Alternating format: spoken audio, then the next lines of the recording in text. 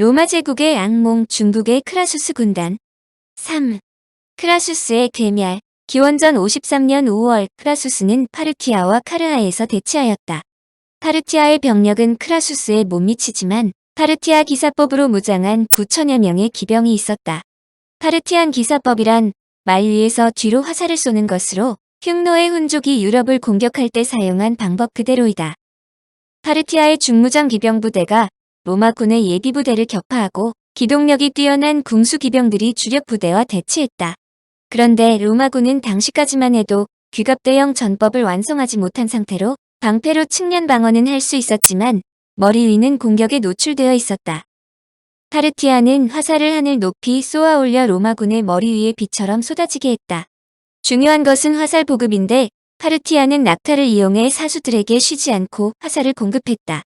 더구나 로마 진영에서 균열의 조짐이 보이면 파르티아 기병들이 자욱한 모래먼지를 일으키며 재빨리 접근하여 화살을 쏘았다. 한마디로 재빠른 승마기술로 치고 빠지는 파르티안 기사법을 구사했다. 그런데 파르티아의 활과 화살은 이제껏 로마군이 겪어보지 못한 것이다. 그들이 말해서 배사구조로 쏜 화살은 로마군이 착용한 두꺼운 갑옷을 간단히 뚫었다. 한마디로 이런 상황에 접해본 적이 없는 로마군은 괴멸로 치달았다. 크라수스는 비장의 마지막 승부수를 띄웠다. 아들 푸블리우스에게 휘하 기병대의 대부분을 주며 전황을 타개하라고 지시했다. 크라수스의 아들이라는 명성을 갖고 있는 푸블리우스는 곧바로 파르티안 기병대의 돌격을 감행했지만 그는 화살에 부상당했다. 그의 분전의 부하들이 그를 둘러매고 낮은 언덕으로 후퇴해 사방을 방패로 둘러싸고 방진을 형성했다. 그러나 시간은 푸블리우스 편이 아니었다. 더구나 사막의 더위에 식수 등을 보급받지 못한 상태에서 파르티안의 화살에 대다수가 쓰러졌다. 화살에 맞아 심하게 다친 푸블리우스는 로마의 동맹 도시로 전장 인근에 위치한 이크나이로 피신하자는 요청을 단연히 거절하고 죽은 부하들을 따라 장렬하게 옥쇄하는 운명을 선택했다. 그는 방패를 운반하는 자신의 수행원에게 옆구리를 보여주며 창으로 찌를 것을 지시했다. 전투가 끝나자 로마군의 생존자는 겨우 500명에 불과했고 이들은 전원이 파르티아 측의 포로가 되었다. 파르티아는 푸블리우스의 시신을 찾아내 그의 목을 잘라 크라수스 진영으로 향했다. 크라수스는 이때까지도 푸블리우스에게 닥친 비극적 사태를 모른 상태였는데 지원 병력을 요청하는 급보를 듣고 그는 아들을 구출하기 위해 급히 출격했다. 그런데 그의 앞에 갑자기 푸블리우스의 머리를 창끝에 꽂은 파르티아군이 나타났다. 그들의 화살에 수많은 로마군이 쓰러졌지만 어둠이 그들을 구했다. 크라수스는 간신히 부하들의 도움을 받아 카르라이로 철수했다. 그러나 파르티아의 장군인 수레나는 크라수스를 로마로 고이 돌려보낼 의사가 전혀 없었다. 그는 로마군 지휘부가 간밤에 사라졌다는 보고를 받고 크라수스의 행적을 추적하여 카르라이로 철수했다는 것을 알았다. 수레나는 곧바로 크라수스와 안면식이 있는 부하를 파견하여 파르티아가 협상을 요구한다는 제안을 제시토록 했는데 이는 수레나의 작전이었다. 한마디로 크라수스의 발을 묶어두는 용도다. 크라수스의 부하인 카시우스는 수레나의 협상 제의를 진담으로 생각하고 파르티아의 협상 제안을 수락하겠다는 답변을 크라수스를 대리해 수레나에게 전하도록 했다. 그러나 이때 이미 수레나 부대는 성벽 밖에 도착해 있었다. 수레나는 자신의 왕국인 파르티아를 공격한 죄를 물어 크라수스와 카시우스가 스스로 족쇄를 차고서 성 밖으로 나와 항복할 것을 요구했다. 크라수스는 포위망이 촘촘하게 완성되기 전인 야밤에 탈출을 시도했지만 결국 수레나에 살해되고 그의 머리는 전리품으로 전시되었다. 전설에 따르면 파르티아 왕은 붙잡혀온 크라수스의 목에 황금을 녹여부었다고 한다. 현존하는 크라쿠스 군단의 후예. 중국과 전혀 관련 없이 보이는 로마군이 중국의 자료에서 발견되자 학자들이 이에 진상규명에 착수했다. 우선 카르하에서 생포된 만여 명의 로마군이 어떻게 되었을까를 추적하는 것이다. 로마의 기록에 의하면 파르티아의 왕인 피로데스가 포로들을 제국의 반대편 끝인 2400km나 이동시켰다고 한다. 그들 중 많은 사람들이 장거리 이동 중에 사망했을 것으로 생각하지만 생존한 병사들은 파르티아의 동쪽 국경 지역인 마르지아나 성에서 용병 부대로 정착했다고 설명한다. 호머 덥스 교수가 주목한 것이 바로 이 점이다. 그는 카르하의 전투가 끝나고 17년 뒤 로마 병사들이 서흉노, 선우질지의 군대에 포함된 것이 틀림없다고 설명했다. 파르티아의 왕이 로마 병사들의 일부를 질지의 후원자인 소그디아나 왕에게 팔았을지도 모르며, 또는 용감한 로마 병사들이 탈주하여 동쪽으로 이동하며 질지의 용병이 되었을 가능성도 제기했다. 경우야 어떻든 기원전 36년 질지의 부대에서 물고기 비늘 대형을 선보인 병사들은 실제로 로마 군단의 병사였을 가능성이 높다는 것이다. 중국의 기록에는 질지와의 전투가 끝났을 때 145명의 적군이 생포되었고 1000명이 투항했는데, 포로들은 원정의 지원군을 제공한 여러 연합국 왕들에게 노예로 분배되었다고 적혀 있다. 이들 포로 중에 로마인들이 포함되어 있었다면 이유 없이 살해되지 않았을 것이라고 추정하는 것은 무리한 일이 아니다.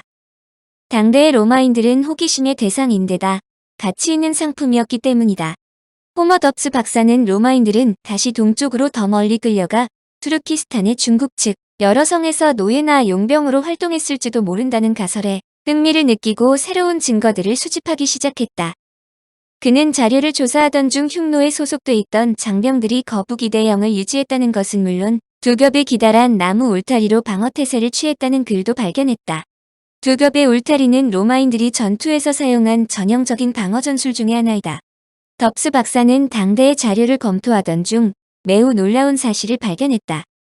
기원 후 5년경에 중국에서 인구조사를 실시했는데, 이때 중국 북서 지역의 감숙성, 여러 도시 가운데 리첸 혹은 미칸이라는 도시에서도 인구조사를 했다는 것이다. 그런데 리첸이란 단어는 그리스 로마 세계를 뜻하는 중국 용어 가운데 하나이다. 한편 기원 후 9년 왕망이 전한을 멸망시키고 신이라는 나라를 세우면서 모든 도시의 명칭을 현실에 맞게 고치라는 칙령을 내렸다. 이 칙령에 따라 리첸을 지에루로 바꾸었는데, 지에루는 포로들이 세운 또는 공격으로 생포된 포로들을 의미한다. 이 명칭을 근거로 덥스 박사는 이 도시가 로마 제국 출신, 즉 로마인에 의해서 건설되었다고 추정했다. 서흉노 질지의 군에서 거북이 대형을 구사했던 병사들의 마지막 자취가 바로 이 도시라는 뜻이다.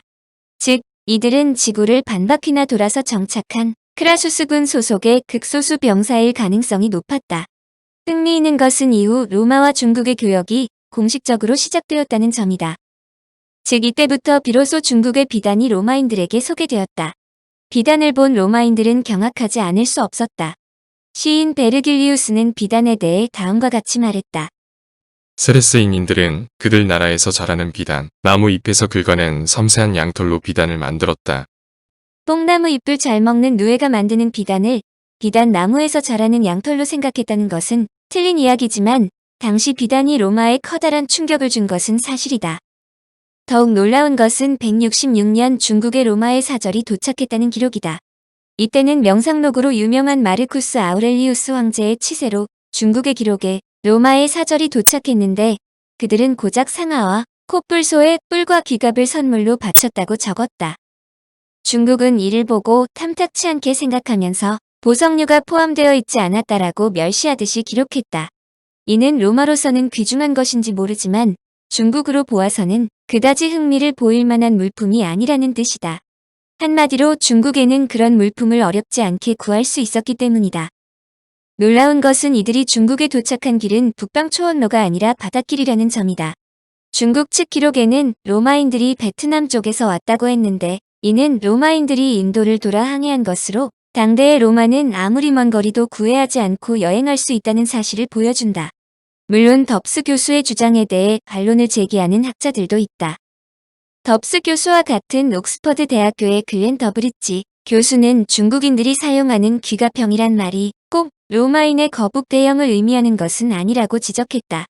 그는 중국에서 병사들이 완전히 밀착되어 있는 경우 거북 대형이라고 적었다고 설명했다. 감숙성의 장태광 교수도 글렌 더브리지 교수와 의견을 같이 했다.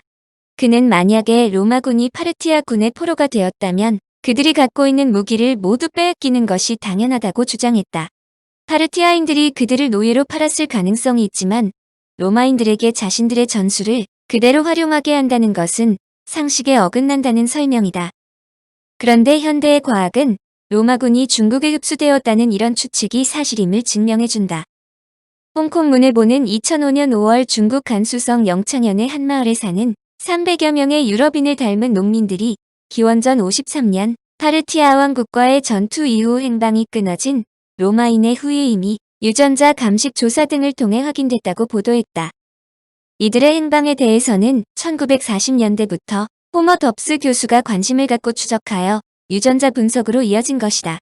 중국 서북민족대학 관이권 교수는 영창현 일대에서 유럽인의 체형 특징이 완연한 99개의 시신을 발굴했다. 이들 유골을 대상으로 DNA 검사를 벌인 결과 이들이 로마 군단 후예임이 분명하다고 발표했다. 영창현 주민은 물론 중국 정부도 이들이 로마인들의 후예라는 것을 반겼다. 중국의 오지라고 볼 수 있는 이들 지역을 세계에 알릴 수 있는 계기라고 생각하기 때문이다. 이들 지역이 후원서에 분명히 나타나기 때문이다. 한나라 원제의 명령으로 서역 지방 개척에 나섰던 서역부도 천탕이 기원전 36년 골칫거리이던 흉노를 대파시키면서 머리가 노랗고 코가 우뚝한 이상한 모습의 병사 1000여 명을 포로로 잡았다고 적혀 있다. 천탕은 집단 부락을 만들어 이들이 생활할 수 있도록 배려했고 이름을 리체년이라고 붙였다는 것이다. 리체년 거주민들은 파르티아 왕국의 포위망을 뚫은 뒤 서쪽 로마로 가지 못하고 동쪽으로 이동해 중앙아시아 초원지대를 거쳐 흉노에 의탁해 용병 생활을 했던 로마의 후손들임이 판명된 것이다. 현재 영창시 입구에 이들을 의미하는 로마인들의 조각상이 있다. 레체촌으로 불리는 마을은 남쪽으로 기련산, 서쪽으로 언지산과 접해 있는데 마을 안의 길이 28m, 폭 2.8m의 로마형 신전과 로마인의 후예들이 만들었다는 비각이 서 있다. 이곳 주민의 얼굴은 중국인들과 비교해 피부 색깔이 붉고 키가 크고 코가 우뚝 솟았으며 갈색머리인 전형적인 서양인 얼굴이다. 그들은 자신들이 로마인의 후예임을 자랑스럽게 말하며 그동안 로마인들의 주체성을 갖고 자신들의 문화를 계속 유지해왔다고 설명한다. 영창현은 최근 리첸 연구회와 로마 군단 후예 전문 연구팀을 구성해 이 일대를 관광명소로 만드는 방안에 착수했다. 또한 매년 영창시에서는 로마인들의 전투를 재현하는 퍼레이드를 벌리며 도시의 중심부도 로마식으로 바꾸고 있다고 알려진다. 로마인들이 이곳에 정착한 경우야 어떻든 로마인의 세계화가 또다시 확인된 셈이다. 청취자에게 원하는 것은 1. 구독 2. 좋아요